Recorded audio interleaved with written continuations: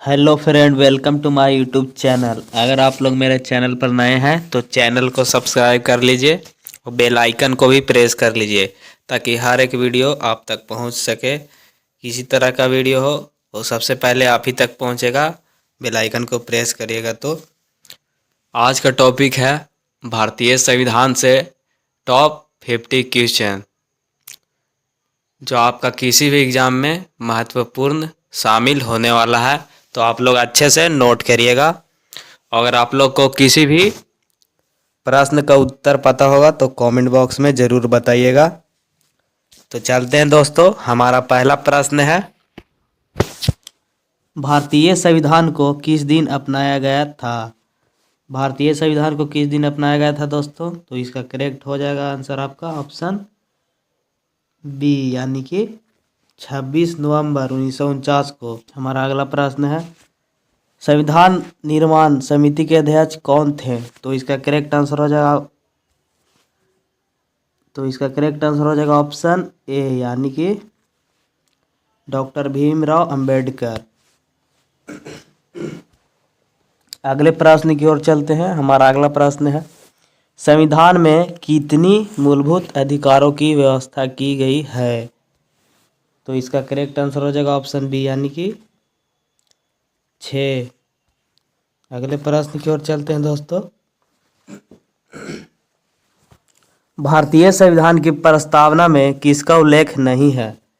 तो इसका correct answer हो जाएगा ऑप्शन सी, यानी कि पूंजीवाद का उल्लेख नहीं है।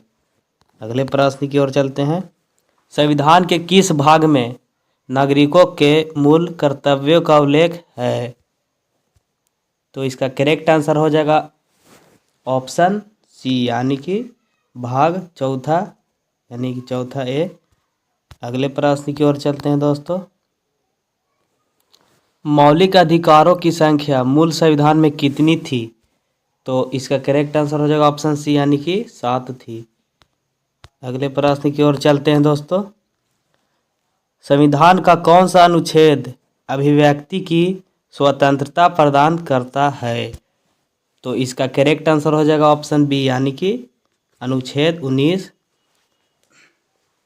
संविधान का अभिव्यक्ति की स्वतंत्रता प्रदान करता है। अगले प्रश्न की ओर चलते हैं दोस्तों, भारतीय संविधान में नीति निर्देशक तत्व किस देश के संविधान से लिए गए हैं? तो इसका करेक्ट आंसर हो जाएगा ऑप्शन बी, यानी कि आयरलैंड से लिया गया है। अगले प्रश्न की ओर चलते हैं दोस्तों, अनुच्छेद 21A के तहत क्या अधिकार दिया गया है? अनुच्छेद 21A के तहत क्या अधिकार दिया गया है दोस्तों? तो इसका करेक्ट आंसर हो जाएगा ऑप्शन बी, यानी कि शिक्षा का अधिकार दिया गया है। अगले प्रश्न की ओर चलते हैं। हमारा अगला प्रश्न है, कौन सा अनुच्छेद समानता का अधिकार प्रदान करता है? तो इसका करेक्ट आंसर हो जाएगा दोस्तों ऑप्शन ए, यानी कि अनुच्छेद 14 समानता का अधिकार प्रदान करता है। अगले प्रश्न की ओर चलते हैं दोस्तों, राज्यसभा के सदस्यों का कार्यकाल कितने वर्षों का होता है? तो इसका करेक्ट आंसर हो जाएगा ऑप्शन सी, यानी कि 6 वर्षों का होता है। अगले प्रश्न की ओर चलते हैं दोस्तों, संविधान के अनुसार राष्ट्रपति किसके परामर्श से मंत्रियों की नियुक्ति करता है? तो इसका करेक्ट आंसर हो जाएगा ऑप्शन बी, यानी कि प्रधानमंत्री के द्वारा करता है। अगले प्रश्न की ओर चलते हैं दोस्तों, भारतीय संविधान की 7वीं अनुसूची किससे संबंधित है? भारतीय संविधान की 7वीं अनुसूची किससे संबंधित है दोस्तों? तो इसका करेक्ट आंसर हो जाएगा आपका ऑप्शन बी, यानी कि केंद्र और राज्यों के संबंध से संबंधित है। अगले प्रश्न की ओर चलते हैं, राज्यपाल की नियुक्ति कौन करता है? तो इसका करेक्ट आंसर हो जाएगा आपका ऑप्शन बी, यानी कि राष्ट्रपति करता है। अगले प्रश्न की ओर चलते हैं, संविधान में केंद्र और राज्यों के बीच शक्तियों का विभाजन किस सूची में होता है?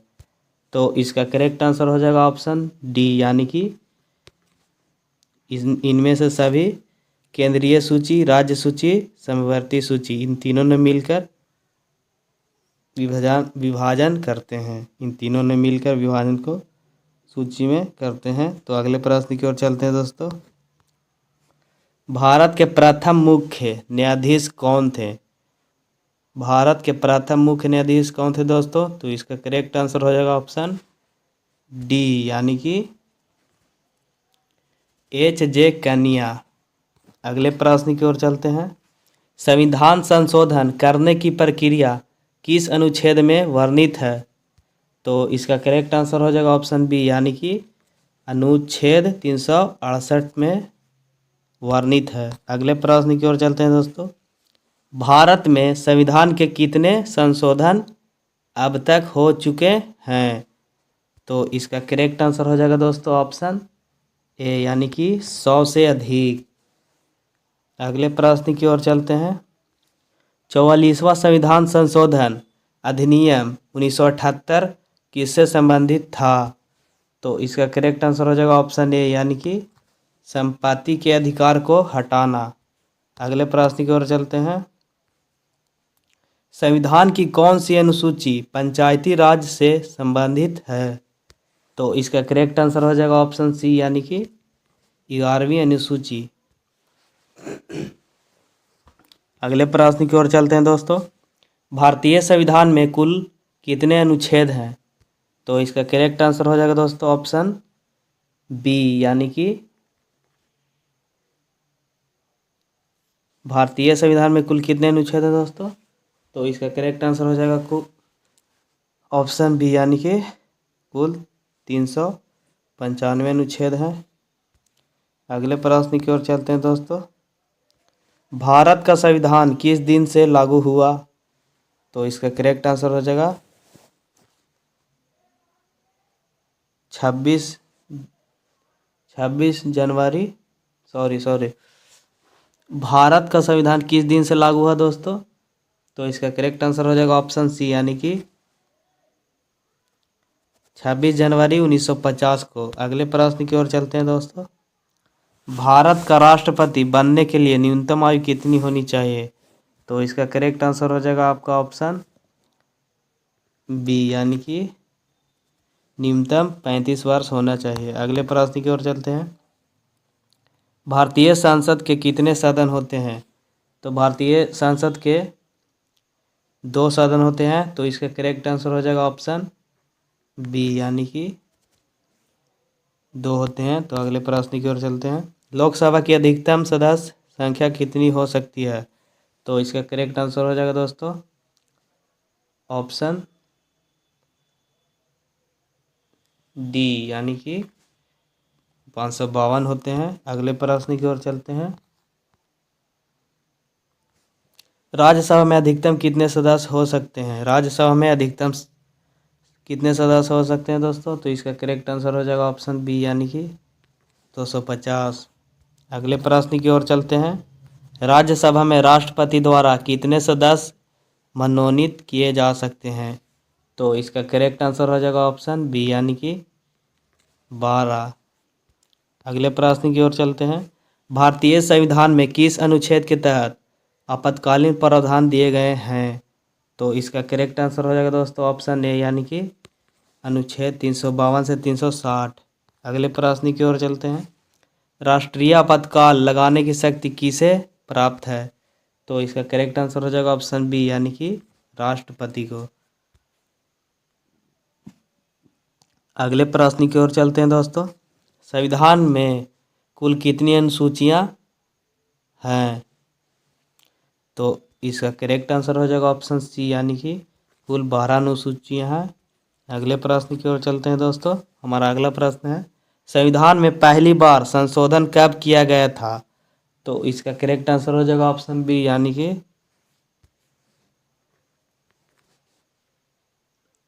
संविधान में पहली बार संशोधन कब किया गया था दोस्तों? तो इसका करेक्ट आंसर हो जाएगा ऑप्शन बी, यानी कि 1951।